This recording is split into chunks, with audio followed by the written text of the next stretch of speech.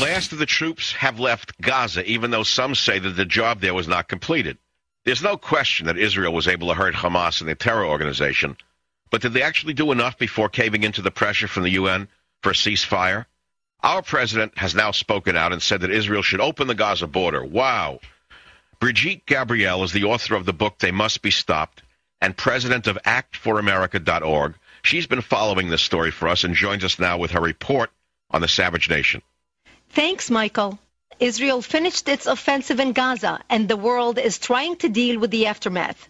Just like after every time Israel finally reacts to Palestinian aggression, we are again talking about solutions, rebuilding, and moving towards that elusive, quote, lasting peace between the Israelis and the Palestinians. The problem is this: the Palestinians today are not one unified group with one representative who can speak on their behalf as it was under Yasser Arafat. Ever since Hamas came to power in 2005, the whole dynamic of the negotiation process, the Palestinian people, and what their wishes are have changed. When the world negotiated the Oslo Accord in 2003 and later the talks about the roadmap to peace with Abbas, the Palestinian Authority actually represented the Palestinian people. Today, Hamas is a separate Palestinian government operating in Gaza, with a charter specifically demanding the destruction of Israel, while Fatah represents the Palestinian Authority in the West Bank and actually negotiates with Israel. And they are die-hard enemies. While the more moderate Fatah came to the realization that you have to tone down violence in order to advance your cause cleverly with Israel through negotiation, Hamas decided to take the violence route and rallied the Palestinians in Gaza, who believed in the same vision to split from the Palestinian Authority. As far as the Palestinians in Gaza are concerned, a holy jihad against Israel is the only way to wipe the state of Israel off the map. They were not concerned with living side by side with peace. They were committed to fighting Israel till death. And Hamas is feeling their oats in pushing the jihad agenda against Israel. They have a lot of non-Muslim sympathizers across the world who have been caught up in the anti-Israel fervor in the past 10 years. It has very strong Muslim allies in the Muslim Brotherhood in Egypt, Hezbollah in Lebanon, and the mother bear, Iran, providing nurturing, training, and armament to Hamas. Sunday, one of Hamas's representatives, Osama Hamdan, said the Palestinian Authority, quote, must end its peace talks and security coordinations with Israel if it ever expects to reconcile with Hamas. He also vowed that Hamas will continue to bring arms to Gaza. The huge mistake Israel made is stopping the operation and agreeing to a ceasefire while it had Hamas almost in its palm. After weeks of bombardment, Hamas was weak, its leaders hiding in tunnels, unable to receive supplies like they used to before the operation, and Israel had a chance to completely take over the crossing with Egypt and force Hamas to surrender. Only then could Israel have really achieved success through its operation and forced the Palestinians to come to the negotiation table, humiliated and forced to comply with international pressure to stop launching rockets on Israel. Michael, Hamas only understands force and absolute victory. Because Israel stopped short of defeating Hamas and ensuring its decapitation, it literally handed the public relation victory over to Hamas, just like it did in Lebanon after its war with Hezbollah. Hamas is still today dedicated to Israel's destruction. Hamas has international contacts and is a part of a worldwide network of terrorists backed by a petrodollar-rich, oil-producing country, Iran, which is also on the verge of obtaining nuclear weapons. This Hamas victory against Israel now emboldens not only the variety of terrorist organizations in the Middle East and abroad, but also Iran. President Obama came out Friday urging Israel to open up the Gaza border with Egypt, allowing the Palestinians to bring in goods and commercial products. The fact that President Obama would even suggest that shows that he lacks the knowledge of the forces on the ground and the political dynamic of the different Islamic terrorist groups working together with Hamas.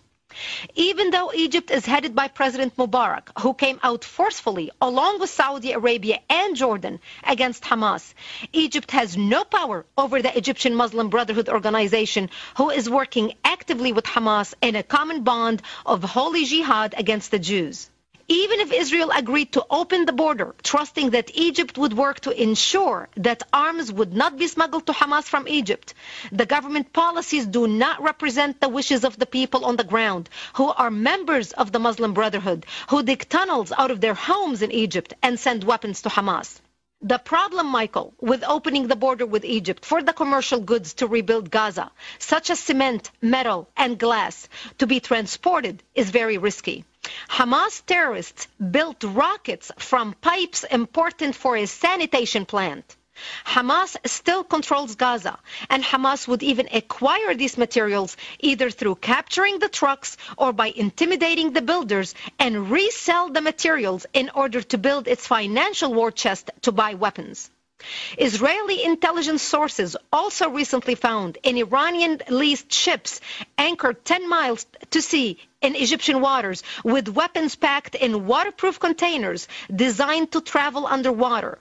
During the night, Iranian frogmen transport the containers and tie them to Palestinian fishing boats located closer to shore. The Palestinian boats return to Gaza, towing the containers underwater to avoid detection. The Obama administration must put in place a mechanism to ensure the control of the border before asking Israel or Egypt to open it. One of the discussed proposals by Israel is a multinational force organization, just like the one in Sinai, which was created after the 1979 Israeli-Egypt peace treaty. This type of international force headed by the United States and has the power to take military action if it needs to in order to halt weapons smuggling. If the international community does not follow through on a plan to stop the smuggling, and if Egypt fails to act, this could lead Israel to occupy the southern edge of Gaza where the tunnels are located. But one of the most important lessons, Michael, about fighting a war with Islamic radicals who believe they are on a holy mission have still not been learned. And here's what I mean. All across the Arabic world, and especially in Gaza and Lebanon, Muslims are celebrating a, quote, divine victory. This term has been repeated constantly after the Hezbollah war in 2006 and now after the Hamas war in Gaza. These radicals are more empowered than ever because of this divine victory. So what are they talking about? They are talking about the 7th century Battle of Badr, in which the Prophet Muhammad's 313 fighters defeated an army 3 times its size. At the Al-Rahma Mosque in the southern Gaza tip of Khan el-Yunis, Sheikh Ahmed Namr compared the war with Israel to the Battle of Badr. Quote, just because we lost hundreds of martyrs and more than 5,000 wounded doesn't mean we are not victorious, he said. The Israelis could hardly even get inside the cities of Gaza because Allah is with the Muslims, not the Jews, end quote. Michael, I have read at least 50 articles today from across the Israeli and American intelligence and press. Not one of them even mentioned this. Israel's Intelligence and Terrorism Information Center called it, quote, the myth of divine victory, and continued justifying in Western words how Israel won the war by the destruction inflicted on the infrastructure of Gaza. We are not listening to our enemy, even though they are screaming their words from the rooftops and what is driving them. I discuss this in detail in my book, They Must Be Stopped. And I give 3 battles that defined Islamic war thinking and why. The Battle of Badr is one of them. When Yasser Arafat gave interviews in Arabic to the Arabic press, he would constantly quote the Treaty of Al-Hudaybiyah. Every time he was asked, how could you sign a peace treaty with Israel? He would say to them, remember the Prophet and the Treaty of Al-Hudaybiyah. Michael, the Arabs understood exactly what he was talking about. We in the West and the Israelis had no clue. It went right over our heads.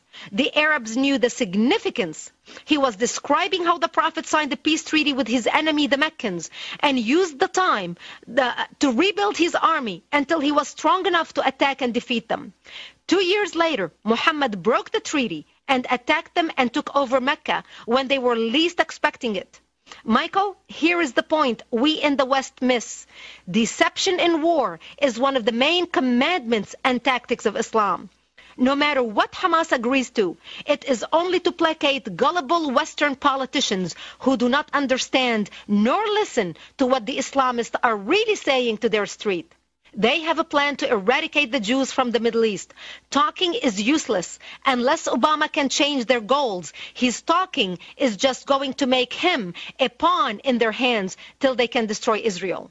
This is why, Michael, it is up to people like you and me to sound the alarm, to throw political correctness in the garbage where it belongs and start calling a spade a spade. We have no time to waste. I'm Brigitte Gabriel. Back to you, Michael. Thanks for the report, Brigitte. I'll be right back. Savvy.